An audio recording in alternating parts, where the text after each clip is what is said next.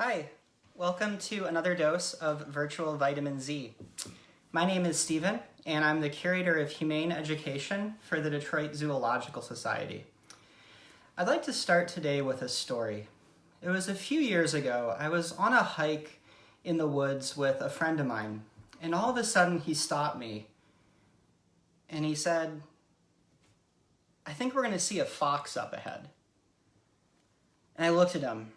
And then I looked off in the distance, trying to look through the brush and see, the red or orange of a fox. Didn't see anything. I looked on the ground and I looked for some fox tracks, thinking maybe that's what had happened, but didn't see anything. And so I look back at my friend and I say, what are you talking about? How would you know that? And he looked at me and he said, "Oh, I heard the birds talking about it." And I kind of thought he was kidding for a sec, so I shook my head and we kept walking. And sure enough, a couple minutes later, we came upon a fox. And I looked back at my friend and I said, "Wait, really, how did you know that?" And he looked back at me and he said, "I told you. I heard the birds talking about it." And he explained to me that he had heard a certain bird call that told him that there was a predator, and he had inferred that that predator was probably a fox given where we were. And so I kind of said, you know what, he has this connection with nature that I'll never have. That's really amazing. I wish I had that. And it wasn't until later that I realized that, yeah, he had this amazing connection with the natural world, but this was a connection that he had developed by practicing a skill. And I realized I could learn that same skill, and we can all learn that skill if we want to. So today, in this week, my virtual vitamin Z is focused on animal communication. And if you tuned in last time, you might have heard me talking about prairie dogs and how they have this advanced form of communication that some researchers have argued is its own language. And as amazing as that is, to know that prairie dogs have this language, and that we can know that they're having these conversations with each other, I think what's equally amazing, if not more amazing, is realizing that we can actually start to listen in on some of those conversations if we practice the skill of it. And so today, that's what I'm going to be focusing on. I'm going to be introducing you to how you can listen in to the conversations of the wildlife who share your neighborhood. And we're going to be focusing on two species in particular, the American robin and the eastern gray squirrel. So this is a photograph of an American robin, and you will likely see and hear them at dawn and at dusk. I also tend to notice them after it rains, when worms are on the surface of sidewalks and on the surface of the grass. Robins will go and feed on them. And squirrels are also quite common. You'll see them in trees, you'll see them on the ground. And the reason that I've chosen these two species is partly that they are pretty accessible to us. They live, in a lot of different environments. And partly it's also, though, because their languages are still, their communication systems are very complex, but there is a way that we can start to learn them. So if you don't live near, or if you don't live in a space that has robins or squirrels, or American robins or eastern gray squirrels, this applies to other birds as well and to other squirrel species as well. So let's start by reviewing some terms. Previously this week we talked about communication, which is the exchange of information between two or more individuals. And then we talked about language, where language is a specific form of communication that some animals have that has certain extra characteristics. One of those characteristics is that languages are symbolic, which means that the sounds or the gestures that an animal makes, like a human makes to communicate a certain meaning, doesn't necessarily look or sound like what it means. So for example, when I say the word robin, you all now know that I'm talking about a bird. But the word robin doesn't look like a robin, and it doesn't sound like a robin. And other animals do the same thing. For example, prairie dogs have alarm calls for different animals like coyotes that don't look like or sound like a coyote, but they know that it means coyote.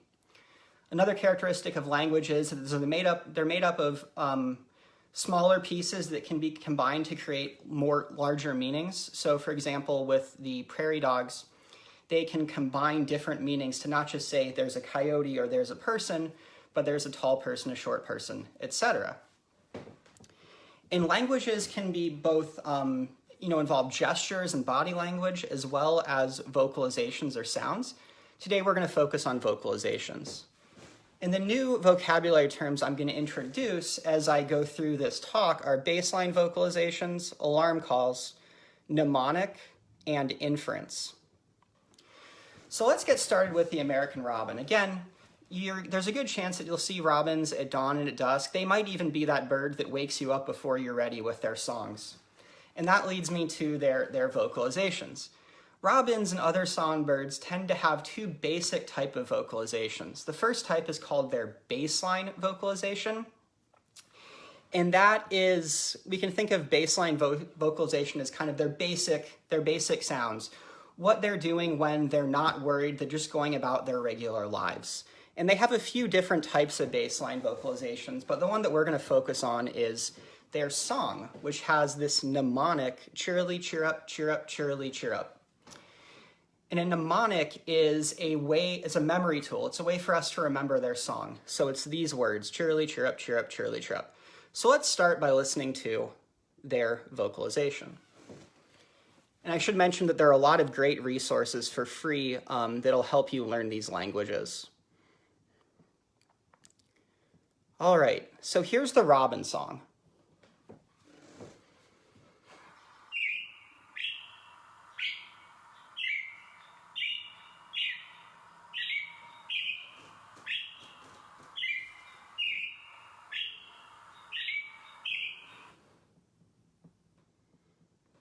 So again, that's their baseline vocalization. They are saying, they're letting other birds know, other animals know, hey, I'm here, I'm in this space, but everything's okay. They might be feeding, they might be just perched on a tree, nothing's wrong. The next main type of vocalization that the robin and other songbirds make is an alarm call. And this is different from the baseline vocalization. This is saying, hold on a sec, something's wrong. Maybe it's a predator, maybe there's another bird in their space. And they have a few different types of alarm calls. One of them sounds like tut, one of them sounds like peek, and one of them sounds like see. So let's listen to those.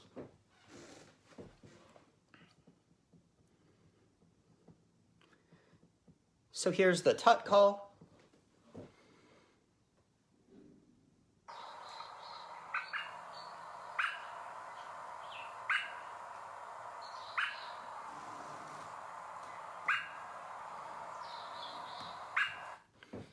So you can think of the word tut, and that'll help you remember that call. That's one of their alarm calls. Another alarm call is peek.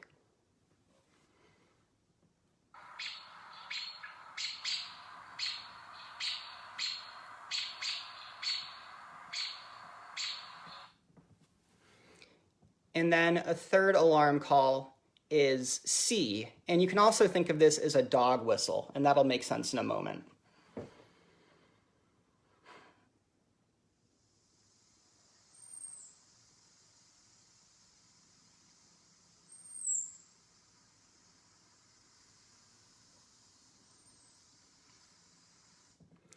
So that one's a little bit harder to hear, but those three together you can think of as, if I hear one of these calls, then something out of the ordinary is happening.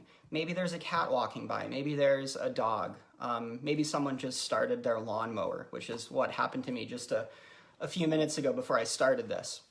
So that's the robin. And as we start to hear these, we can start to make inferences. And an inference is when you take a piece of information and you use it and your critical thinking to make a prediction about something. So an inference we could make if we hear a peek call is that something happened outside. Even if we didn't see anything, something happened to cause the bird to make that call. And then we can investigate more about what that is. So maybe you're a bigger fan of squirrels. Squirrels have their own vocalizations, and we can learn their language too. Now, they're different from songbirds in that they don't have a song that they sing. They do make vocalizations at the baseline level, but they're more difficult to hear. So I would say that if you see a squirrel and can't hear them making any sounds, then that's their baseline. They're doing okay. Maybe they're feeding, maybe they're just relaxing. Then they have a couple of really distinctive alarm calls that, to be honest, I didn't realize were squirrel alarm calls the first time I heard them. They don't sound like what I think a squirrel should sound like. And those are cuck and quah. So here's a video. I believe what happened was that the person who took this video actually used a trail camera. And so we can not just hear the squirrel making the calls, but actually see them making. And this video is of both of those, the cuck and the quah sounds. That's the quah. That's the cuck.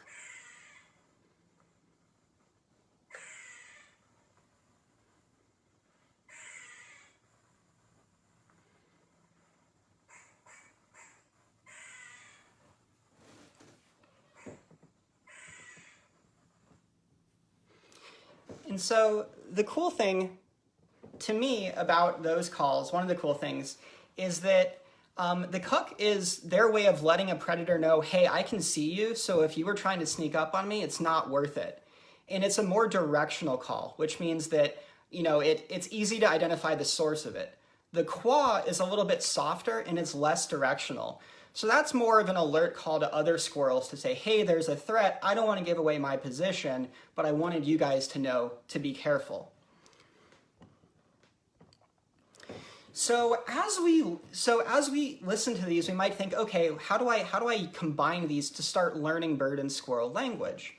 And I've got some ideas for that. And by doing this, I think that we're going to be increasing our reverence for, our sense of wonder and awe at these animals, and also our knowledge about them.